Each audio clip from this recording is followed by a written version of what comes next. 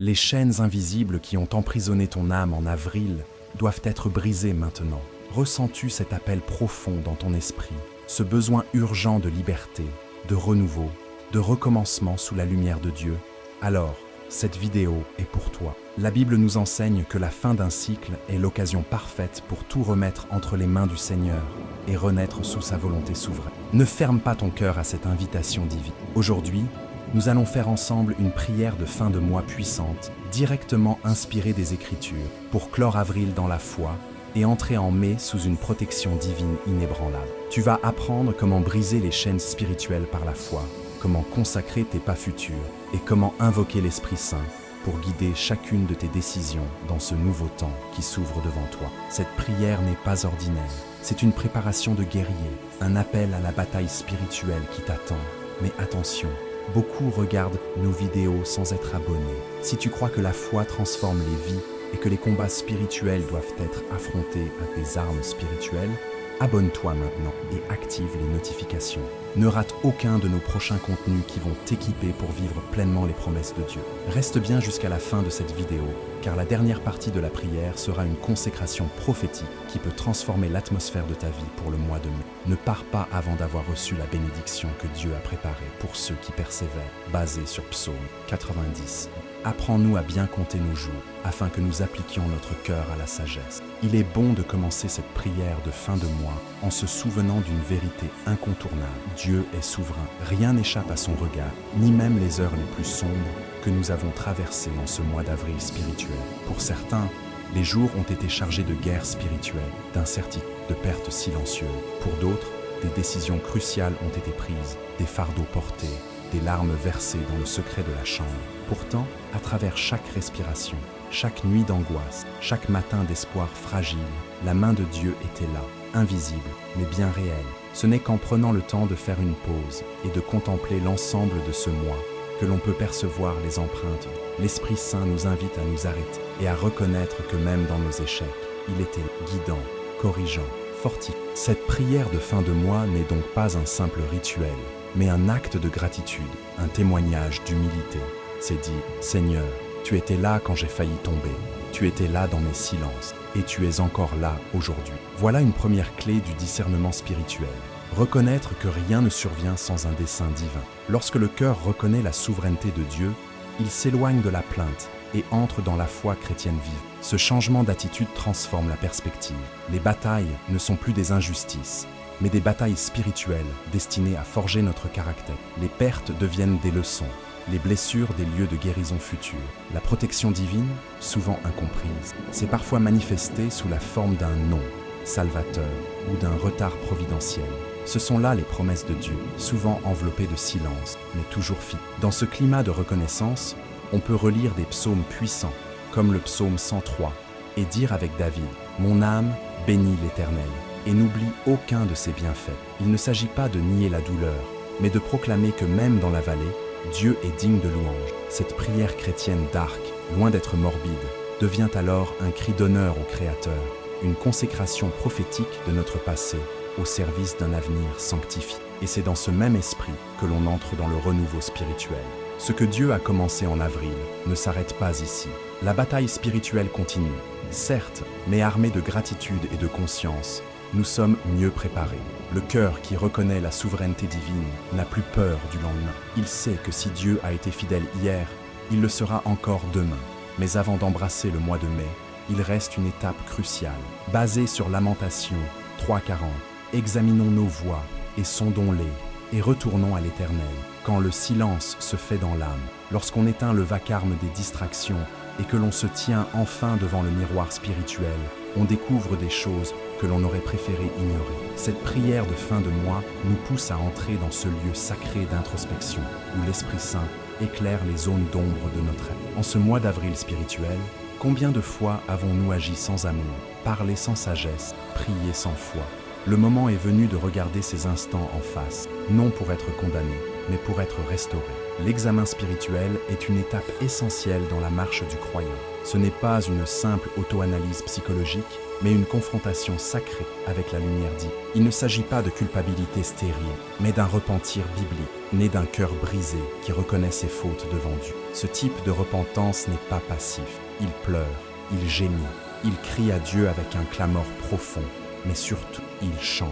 Il décide de ne plus marcher dans les ténèbres, mais de revenir au Père, comme l'enfant prodigue, Luc 15, 11, 32. Fatigué de manger avec les porcs de ce monde, il est crucial de nommer ce qui nous a éloignés. La guerre spirituelle ne se livre pas seulement contre des démons extérieurs, mais aussi contre les compromis intérieurs. Un péché toléré ici, une pensée impure là, une parole amère jamais confessée. C'est ici que la renonciation spirituelle entre en scène. Abandonner ce que l'on aime, mais qui détruit. Couper les liens avec ce qui flatte notre chair, mais offense le saint. C'est dur, mais libérateur. Et c'est dans cette démarche que l'on retrouve la vraie protection divine, celle qui ne se limite pas aux dangers extérieurs, mais qui nous garde de nous-mêmes.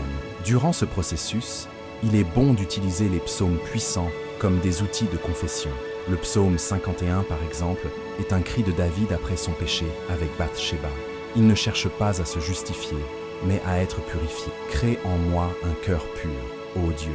Cette foi chrétain authentique ne craint pas la vérité, elle l'embrasse pour être transformée. Et dans cette transformation, l'âme trouve un renouveau spirituel, un souffle nouveau, une lumière qui perce les ténèbres de la honte.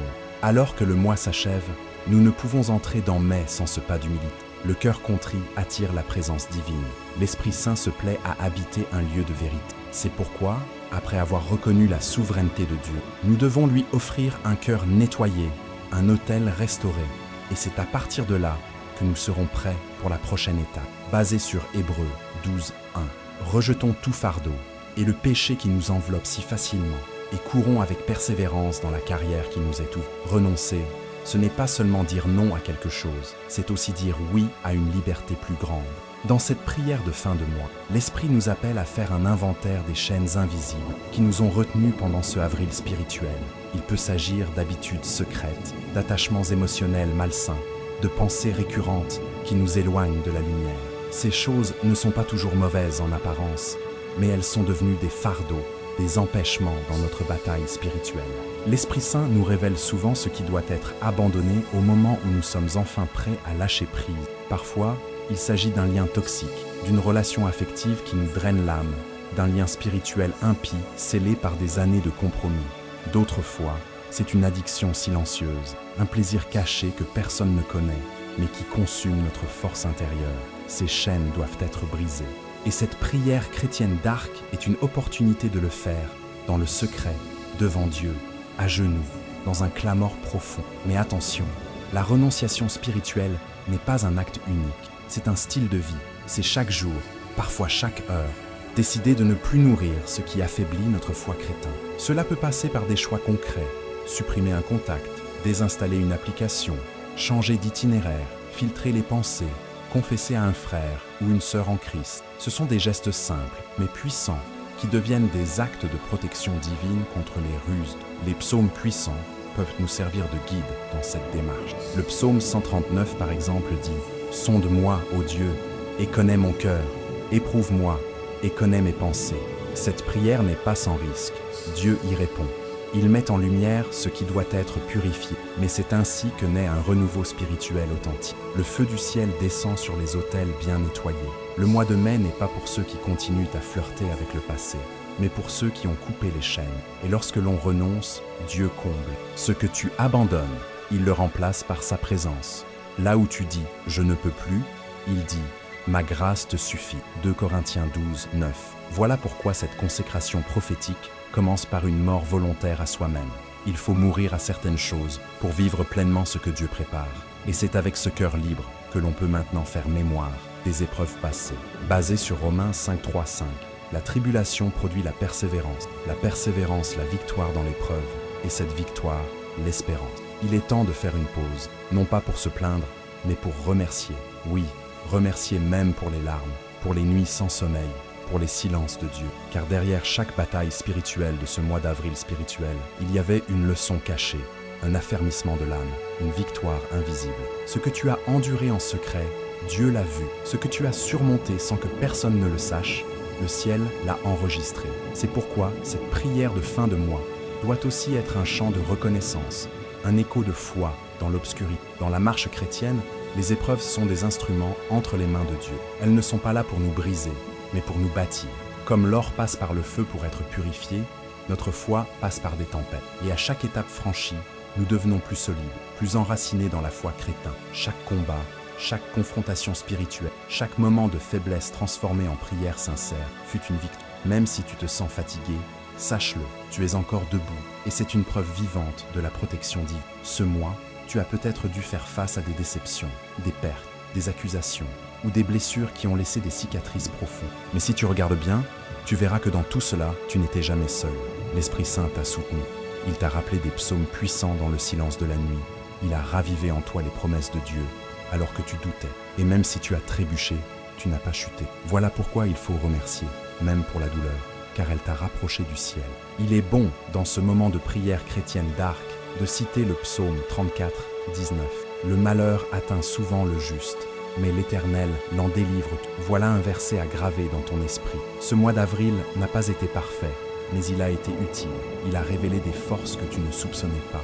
Il a affiné ton discernement spirituel, creusé en toi une profondeur nouvelle. Et cette profondeur est la fondation sur laquelle Dieu va bâtir le mois de mai. N'oublie jamais que la consécration prophétique commence par la reconnaissance. Et celui qui s'est remercié pour les douleurs du passé est prêt à accueillir les bénédictions du futur. Oui, l'avril spirituel t'a formé. Mais maintenant, un nouveau chapitre s'ouvre. Et pour le vivre pleinement, tu dois faire une demande essentielle, basée sur Éphésiens 5, 15, 17. Prenez donc garde de vous conduire avec circonspection, non comme des insensés, mais comme des sages. À l'aube d'un nouveau mois, plus que jamais, le croyant a besoin d'une arme précieuse, le discernement spirituel. Ce n'est pas le talent, ni la force physique, ni même l'intelligence humaine qui garantira la victoire dans les jours à venir, mais la capacité de voir au-delà des apparents. Dans cette prière de fin de mois, nous implorons l'Esprit Saint de nous accorder une vue perçante, une oreille attentive, un cœur sensible aux murmures dits. Car entrer dans mai sans discernement, c'est comme marcher dans une forêt obscure sans lampe. Le mois d'avril spirituel nous a déjà enseigné qu'en temps de bataille spirituelle, il ne suffit pas d'agir, il faut agir selon la volonté de Dieu. Un choix qui paraît bon peut être un piège, une opportunité brillante peut cacher un danger mortel. Voilà pourquoi, dans cette prière chrétienne d'arc, nous prions pour une sagesse surnaturelle, pour une compréhension profonde, pour que chaque pas soit dirigé par le Seigneur. Les promesses de Dieu sont sûres, mais elles demandent d'être saisies au bon moment, de la bonne manière. Demander le discernement spirituel est un acte d'humilité. C'est reconnaître que nos sens naturels sont limités, que nos émotions peuvent nous trahir, que notre logique peut être manipulée. Nous avons besoin d'une révélation divine au quotidien. Cette protection divine, subtile mais puissante, nous gardera des alliances dangereuses, des décisions précipitées, des distractions qui ralentissent notre vie. Et pour cela, il faut écouter. Écouter, plus que parler, méditer, plus que s'agiter, rechercher les psaumes puissants qui éclairent l'âme, comme le psaume 119, 105. Ta parole est une lampe à mes pieds et une lumière sur mon sentier. Dans ce climat de renouveau spirituel, nous devons aussi prier pour la capacité de discerner les saisons. Tout n'est pas pour maintenant, tout n'est pas pour toi. Le discernement spirituel te permettra de comprendre ce que Dieu veut pour toi en mai, et surtout, ce qu'il ne veut pas. Cette lucidité est précieuse dans la guerre spirituelle. Elle évite les blessures inutiles, les retards spirituels, les fatigues stériles. Chaque jour de mai peut devenir un champ de croissance si l'on sait lire les signes. Ainsi, à genoux, dans un clamor profond, nous crions « Seigneur, donne-moi tes yeux, donne-moi ton cœur, donne-moi ta sagesse ». Et avec cette prière brûlante, nous sommes prêts à déclarer avec foi la prochaine étape de notre chemin. Réclamer une foi chrétienne, inébranlable, et une protection divine qui nous accompagne dans chaque souffle, dans chaque décision, dans chaque combat à venir. Basé sur Psaume 121, l'Éternel gardera ton départ et ton arrivée, dès maintenant et à jamais. Il arrive un moment où il ne suffit plus de prier en silence. Il faut proclamer, par la foi, par la puissance de la parole. Alors, dans cette prière de fin de mois, en ce passage entre avril et mai, nous élevons la voix pour faire une déclaration de foi audacieuse. Je suis sous la protection divine du Très-Haut. Oui, en ce avril spirituel, nous avons combattu, nous avons plié les genoux, nous avons pleuré parfois, mais nous n'avons jamais été abandonnés. Et ce même Dieu fidèle nous couvre, alors que nous avançons vers l'inconnu du mois de mai. Proclamer la foi chrétien n'est pas de l'orgueil, c'est de l'obéissance. Jésus nous a enseigné que la foi parle, la foi agit, la foi déclare ce que les yeux ne voient pas encore. C'est pourquoi, avant même de voir les bénédictions de mai, nous disons déjà « Je suis plus que vainqueur en Christ » Romains 8, 37. Cette déclaration agit comme un bouclier dans la guerre spirituelle. Elle forme une muraille invisible autour de notre vie, nos projets, nos familles. C'est la prière chrétienne d'arc qui renforce nos murailles intérieures contre les traits enflammés de l'ennemi. Mais attention, déclarer la foi, ce n'est pas ignorer les dangers. C'est savoir qu'ils existent et proclamer malgré tout que notre destin est sécurisé dans les promesses de Dieu. C'est affirmer que, même si la tempête gronde, même si les ténèbres s'épaississent, notre âme demeure ancrée. Cette assurance repose non sur nos propres forces, mais sur la fidélité de l'Esprit Saint. Il veille sur notre départ chaque matin et sur notre retour chaque soir. Dans ce renouveau spirituel qui commence, nous ne marcherons pas seuls. Il est puissant dans cette phase de s'appuyer sur les psaumes puissants pour cimenter notre foi. Le psaume 91, par exemple, promet « Car il ordonnera à ses anges de te garder dans toutes tes voies ». Voilà une consécration prophétique. Confier à Dieu non seulement nos grands projets, mais aussi nos pas ordinaires, nos gestes quotidiens, nos décisions discrètes. Car c'est souvent dans les petites choses que se jouent les grandes victoires de la bataille spirituelle. Ainsi, avec le cœur rempli de confiance, nous posons la première pierre spirituelle du mois de mai. Une pierre de foi, une pierre de proclamation, une pierre de feu vivant. Et ayant élevé cette déclaration de foi, il reste encore un geste final, le plus sacré de tous, tout remettre entre les mains du Maître, basé sur Proverbe 16, 3. Recommande tes œuvres à l'Éternel, et tes projets réussiront. Tout ce que nous avons vécu, tout ce que nous avons appris, tout ce que nous avons combattu durant cet avril spirituel nous amène ici, à ce moment solennel, celui de la remise prophétique. Il ne suffit pas de faire des projets. Il ne suffit pas d'avoir de bonnes intentions. Dans cette prière de fin de mois, nous comprenons que le véritable secret d'un mois de mai béni est simple. Tout remettre à Dieu, sans condition, sans réserve, dans la foi pure, nue, brûlante. La consécration prophétique est un acte d'amour et de confiance. C'est reconnaître que nos capacités ont des limites, mais que le bras de Dieu est infini. C'est proclamer que notre avenir n'est pas entre les mains du hasard, mais inscrit dans les promesses de Dieu. Chaque jour de mai, chaque heure, chaque respiration, chaque pas est placé sous sa protection divine. Voilà la vraie stratégie dans la bataille spirituelle. Se cacher sous l'aile du Tout-Puissant, avant même que la guerre ne commence. Dans ce moment de remise sacrée, nous pouvons prier avec les mots du psaume 37, 5. Recommande ton sort à l'Éternel, mets en lui ta confiance, et il agira. Quelle douceur il y a à abandonner nos lourds fardeaux, nos rêves parfois tremblants, nos projets incertains entre ses mains sûres. L'Esprit Saint se réjouit d'un cœur qui lui fait entièrement confiance. Et dans cette confiance, il envoie un renouveau spirituel, un vent nouveau qui chasse la poussière des anciennes déceptions et souffle une vie nouvelle sur les terrains desséchés. La prière chrétienne d'Arc ne nie pas les difficultés qui s'annoncent. Elle les voit et, malgré cela, elle choisit la foi. Elle proclame que, quoi qu'il arrive, Dieu sera glorifié dans nos vies, qu'il ouvre des portes ou qu'il nous enseigne à attendre. Nous resterons ancrés dans sa volonté. Cette foi chrétienne courageuse devient alors une lumière dans la nuit du monde, et chaque jour confié devient une graine plantée dans le jardin éternel de Dieu. Ainsi, alors que nous franchissons la frontière entre avril et mai, nous levons les mains, les cœurs et nos vies tout entières vers le ciel.